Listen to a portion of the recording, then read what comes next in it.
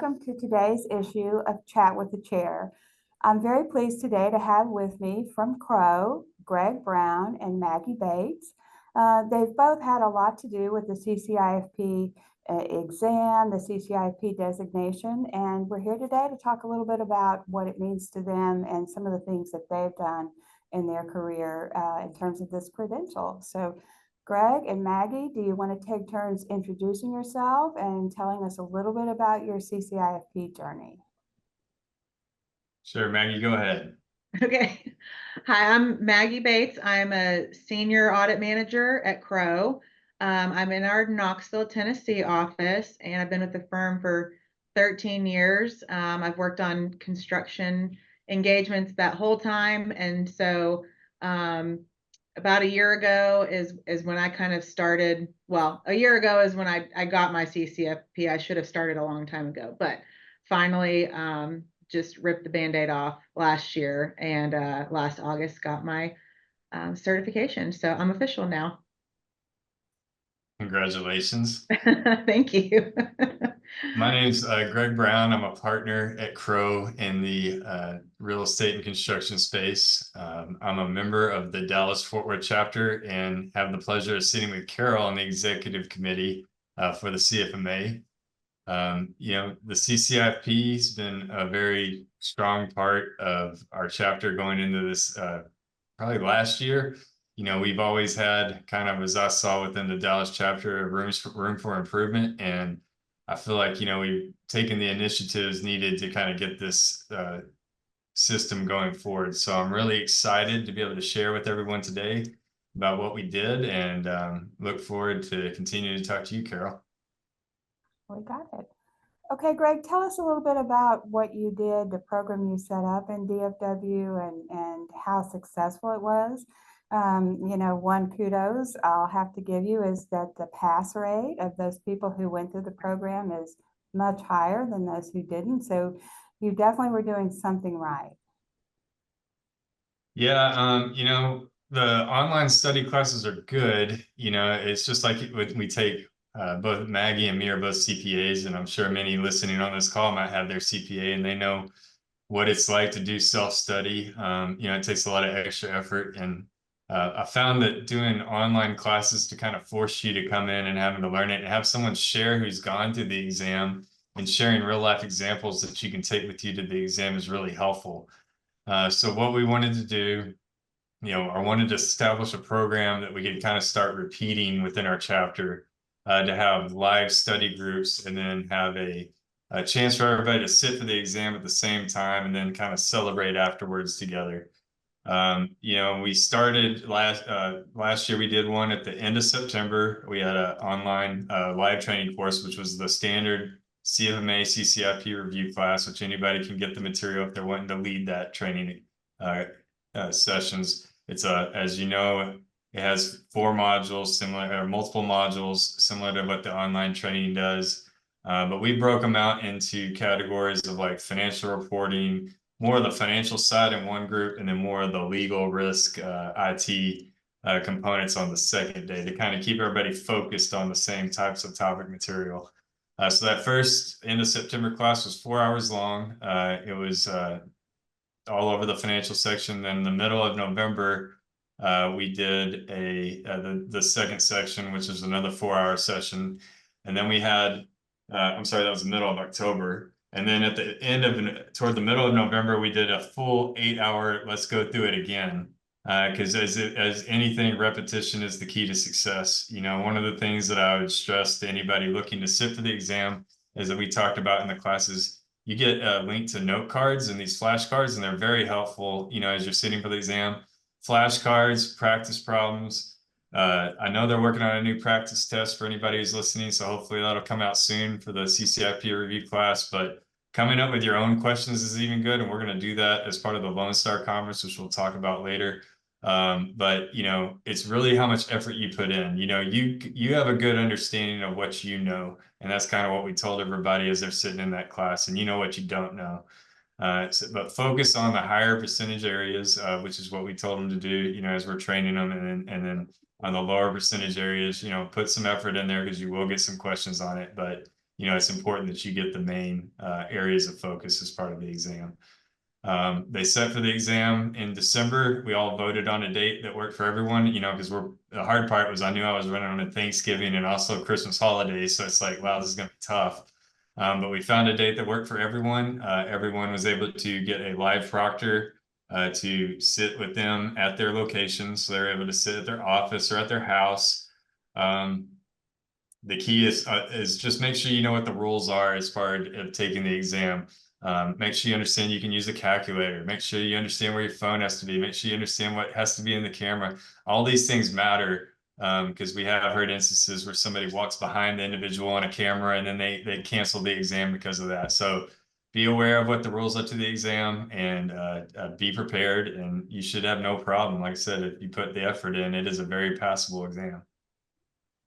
Great, Greg. I appreciate what you did for that group. I mean, it was a lot of work on your part and those that were helping you in the DFW area, and it was a great success. I know the remote proctoring that's now available just adds a whole new dimension to taking the exam. Back when I did it with paper with a live class and having to set on a date in advance. All of those things, but there's so much more available now. And but the first thing you have to do is make a commitment and register for the exam and know what your date is that you're going to take it. It's so easy just to put it off and put it off. And I know that was a part of the success, knowing when the group was going to take the exam. So thank you so much for sharing that, Greg. I guess I'll also add the other thing that we did that you might consider is like, so I didn't teach the whole 8 hours just because that would just be dull and boring. You know, nobody wants to hear me speak for 8 hours, and you're not going to hear that today. So this will be not an 8 hour video that you're going to have to watch and hear me talk the whole time. But what we did was we made sure, like for risk, we made sure to get somebody who's associated in that industry. We had a different speaker for that. We had a different speaker for legal. You know, we had an attorney come in. You know, we brought people in who are associated with those education sectors, you know, the different groups of the exam, because they know what's going on and they can share real life experiences that it's easier for people to take back with them. And I think that also helped to the success of the program itself, as opposed to sitting and having 1 8 hour. Now I know on the online class, they're great, guys. If you want to do the online class, it's a great opportunity, and they do have different speakers for that as well. But just something to consider is if anybody's thinking about putting a program together. Great, Greg. Thanks so much for that. Maggie, I know you came at it from a little different direction, and especially trying to get the people at Crowe involved. Can you tell us about your story? Sure. So those leading our construction practice at Crowe, Greg included, have, you know, we've had a growing practice, which has been amazing. And one thing that, you know, is important is to you know, legitimize our experience to the, you know, to our clients and to the outside market. And one of the ways we can do that is by having more CCIFPs on board at Crowe. And so our leadership, you know, literally set aside a budget and for this effort, and they tagged me to lead it, which meant I had to go get my exam done. So that's probably one of the reasons they tagged me to do it. But you know, I know a lot of us, Greg kind of mentioned CPA exam earlier, have some PTSD probably around CPA exam or whatever other certification people hold. And I think, you know, getting past that is probably honestly one of the bigger hurdles just to getting this done, is to just know that it's, you know, it's call it a contained subject matter within, you know, within the construction field. So what we did is set up just a Teams page within Microsoft Teams, and we added people to the group who were kind of at like that manager, senior manager, and partner level, who work in construction at Crowe, but did not have their CCIFP. And so the point of the group really is to, you know, share information. So what are, you know, sharing with people, what are your study options? Is there a live class you can go to? Is, you know, you can do the online courses, you can get the study guide. So just to kind of share some of that information with the group and put it out there for everyone. You know, everybody studies a little bit differently. You know, some people want to be in a study group. And And for us, those are primarily virtual, but we do have a few of those. So that's been nice for people to know like what their options are as they go down that journey of, you know, how do I need to study? What's the material I'm going to be studying? I think taking that, you know, Greg was talking about some of the logistics of taking the exam, the proctoring, what materials you get to have. I think really knowing that information going into any test is going to just maybe help reduce some of your anxiety about taking a test. So just by sharing that type of information is really helpful. So, you know, I think it's been successful from that kind of logistics standpoint of just helping people prepare, but also, you know what's coming when they're going to take it. It's also just been a really great support group, and to know that other people in the firm who you know work with, or maybe who you don't know, are going to be taking this exam. You can ask each other questions, and we all celebrate each other when somebody passes. You know, we post it in the group, and everybody, you know, thumbs it up, gives a, you know, tells them congratulations. So that's really fun to just see our team support one another. And as we continue with this group, so we added, so I guess from last August when I kind of started till now, we added, I think, 13 CCIFPs. So I mean, we had a really big jump, and it was a lot of people like me who it had probably been on their radar, but they just put it off and maybe weren't making it a priority. But I mean, that just shows you how important the messaging from top down is, because once our leadership said, you guys need to do this, if you're a manager or above in our construction group, you know, this is something we need to show our clients that we have. So having that come from the top down, and for them to say, we're going to support you financially to take it, we're going to give you the time you need to study for the exam and take it, is really meaningful to people when they don't think they just have to squeeze it in. And so I think that's been great. And then I love, one thing I just really love about it that I can finish on is that even though people have passed the exam, they continue to remain in that group and be part of it to encourage the next group of people. And so we'll have informational calls every couple of months just to kind of give the lay of the land, let people ask questions, you know, whatever they want to know about the exam. And most of the people who have already gone through that with our group and passed still join those calls to share their experience with others, to encourage others. You know, sometimes you just need to hear, you can do it. Yes. Just do it.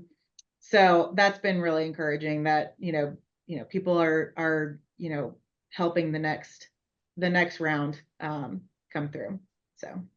So there are two things that I know we need to congratulate you for. One is your recent receipt of the challenge coin at the Southeastern Regional Conference. So congratulations for that. And I know that your work on that conference, as well as everything CFMA, has really been stellar. And so congratulations for that. And then also congratulations to Crowe for being named in the top 50 construction CPA firms. So can you tell us a little bit about how the CCIFP designation has helped both you personally and Crowe, and tell us what number you are in that top 50? Yes. So for anyone who's not familiar, the Construction Executive magazine publishes a top 50 construction CPA firms each year. And there are many factors to that ranking. You know, how many construction clients you serve, how many construction professionals you have. One of the factors is how many CCIFPs you have on staff. And, you know, all of our other numbers, when we looked across that line, had been growing, and that CCIFP number had just remained stagnant.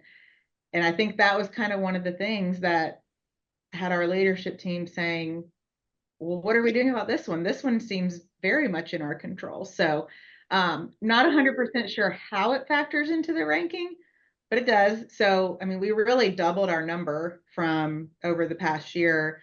And I believe that brought us from number 5 to number 4 this year. So Greg, is that correct? We're number 4 this year. But Yeah. we've been in the top 5 now for the past since 2019.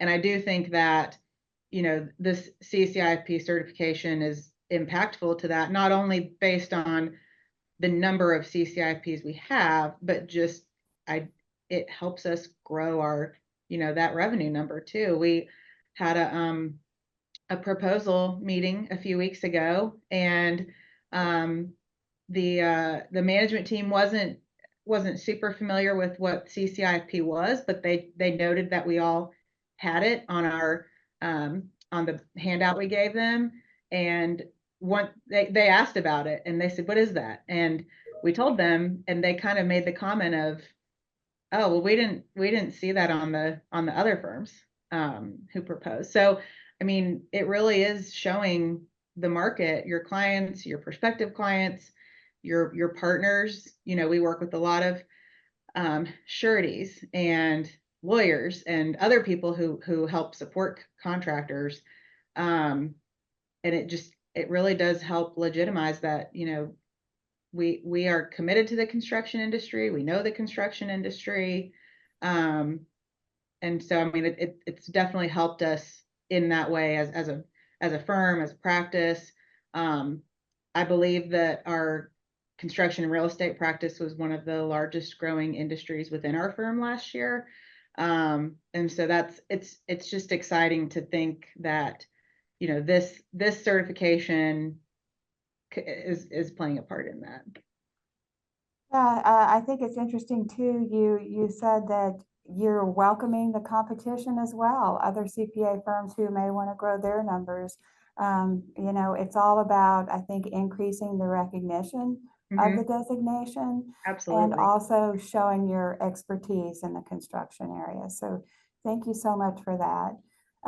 Greg, can you tell us a few ways that the designation, having it, may have helped you personally and professionally and the firm?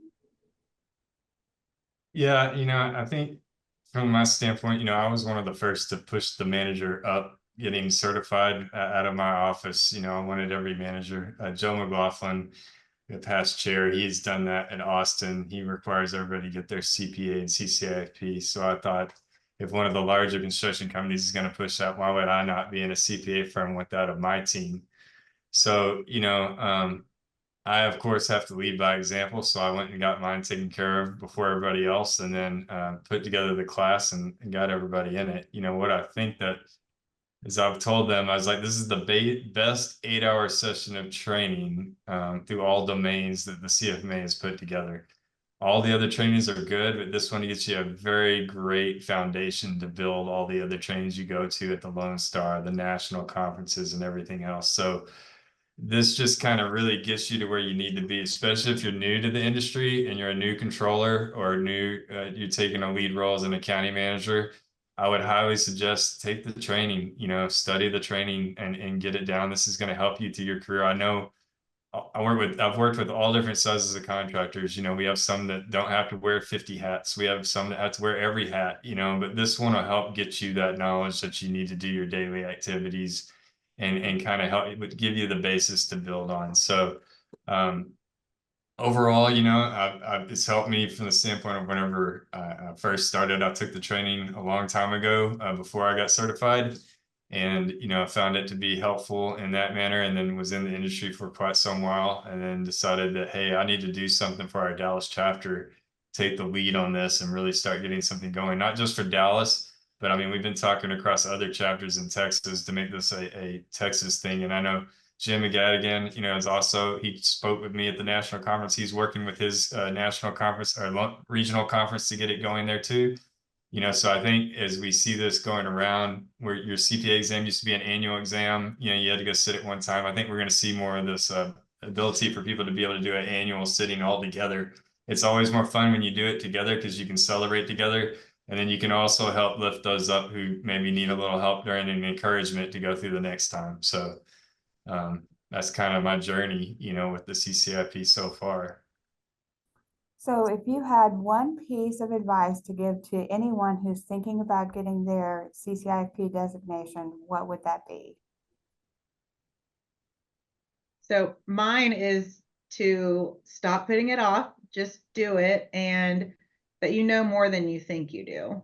I remember when I started studying, so I did not do one of the courses. Well, that's not true. I went to the live course at the annual conference. Sorry. But after that, I was about a month later, I was refreshing my studying, and I thought, man, I already know a lot of this stuff. Some things are not in practice areas that I work in often. So those are the areas I spent more time on. But, Greg was kind of talking about earlier, like, no, you know what you know and you know what you don't know. But I think overall, like anyone who's worked in this industry, you know more than you think you do. So just stop putting it off, get a date on the calendar, and just do it.